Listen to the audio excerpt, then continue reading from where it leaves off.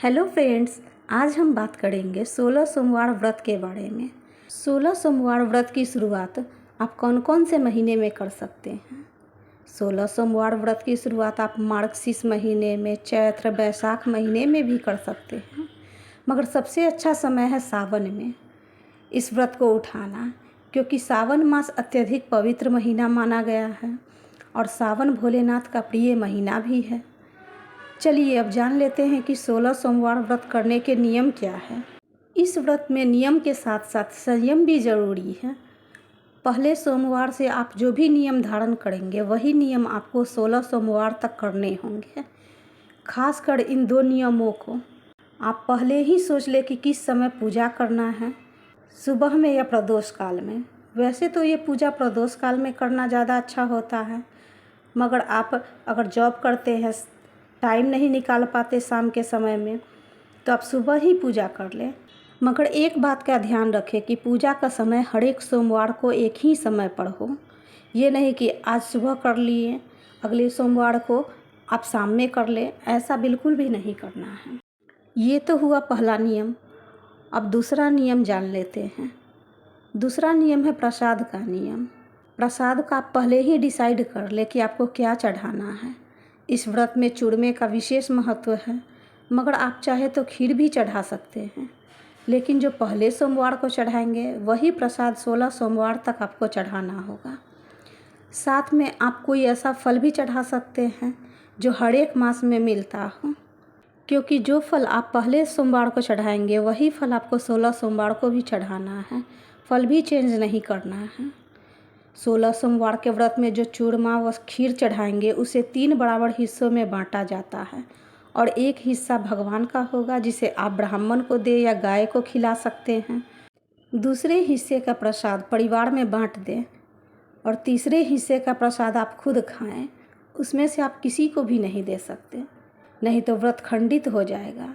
इसलिए प्रसाद उतना ही चढ़ाएं जिसके एक हिस्से को आप आसानी से खा पाएँ, क्योंकि क्या प्रसाद चढ़ाना और कितना क्वांटिटी में ये पहले ही डिसाइड कर लें। ये आपको पहले सोमवार से 16 सोमवार तक उतना ही चढ़ाना होगा और उसके उद्यापन में भी उतना ही चढ़ाना होगा, तभी नियमतः व्रत पूरा होगा। ये बातें तो समझ में आ गई होंगी। अब बात करते हैं कि व्रत और पूजा कैसे करना है। तो जिस सोमवार से व्रत शुरू कर रहे हैं उसके एक दिन पहले बाल धोकर स्नान करें और सात्विक भोजन यानी बिना लहसुन प्याज का खाना खाएं। ब्रह्मचर्य का पालन करें। सोमवार को प्रातः सूर्योदय के पूर्व उठकर बाल धोकर स्नान करें। साफ सुथरे सफ़ेद या हल्के रंग के वस्त्र पहनें। इस व्रत में भूलकर भी काले, नीले, ग्रे, भूरे रंग का वस्त्र ना पहनें। सूर्य को अर्घ्य दें। अगर घर में शिवलिंग हो तो आप घर में भी पूजा कर सकते हैं, चाहे तो आप मिट्टी के पार्थिव शिवलिंग बनाकर भी पूजा कर सकते हैं और अगले दिन पूजा के बाद उनका विसर्जन कर सकते हैं। मगर ज़्यादा अच्छा होगा आप शंकर भगवान के मंदिर में जाकर पूजा करें, क्योंकि मंदिर के भगवान में विधिवत प्राण प्रतिष्ठा दिया रहता है। आप भगवान शंकर, माता पार्वती की विधिवत पूजा करें। 16 सोमवार व्रत की पूजा आप घर पर करें या मंदिर में, प्रदोष काल में ही सर्वोत्तम माना गया है। अगर समय के अभाव में, यानी आप अगर जॉब कर रहे हैं, उस परिस्थिति में आप सुबह को पूजा कर रहे हैं तो आप कर सकते हैं, क्योंकि आपको शाम को टाइम नहीं मिलेगा। सफ़ेद आसन पर बैठकर पूजा शुरू करें।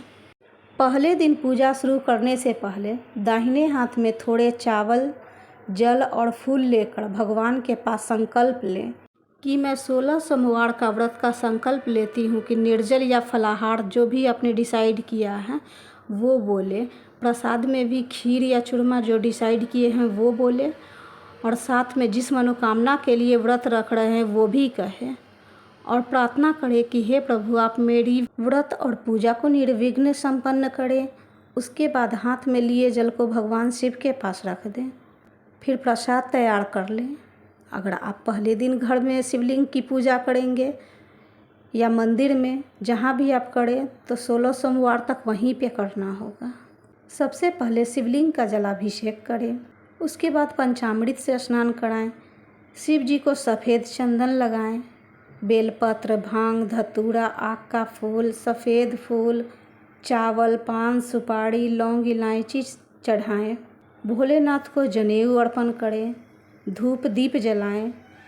उसके बाद फल और खीर या चूरमे जो भी आपने डिसाइड किया है वो चढ़ाएं। जो भी आप पहले दिन प्रसाद चढ़ा रहे हैं उसे छोड़ना नहीं है, इसे किसी भी परिस्थिति में पूरा करना ही है। इसे 16 सोमवार तक चढ़ाना ही है।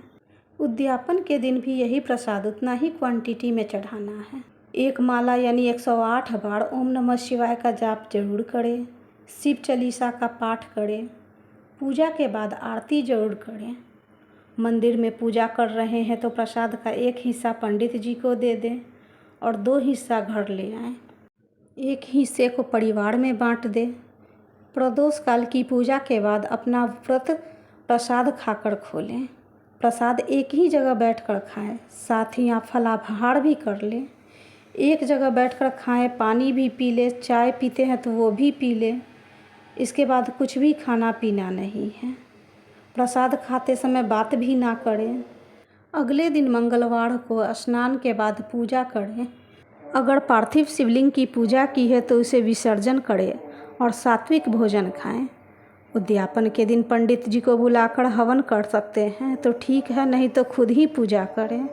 एक छोटी सी हवन जरूर करें। 51 या 108 बार ओम नमः शिवाय का मंत्र बोलते हुए हवन में आहुति दें।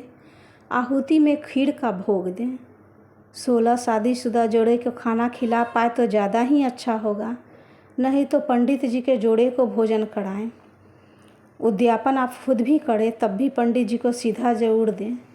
सीधा में चावल, चीनी, सफ़ेद वस्त्र, फल, दूध, चांदी, इन सब चीज़ों के साथ दक्षिणा में कुछ रुपये ज़रूर दें।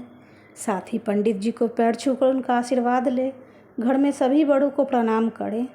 और एक बात, आप सुबह ही पूजा कर रही हैं तो प्रसाद प्रदोष काल के पूजा के बाद ही खानी है।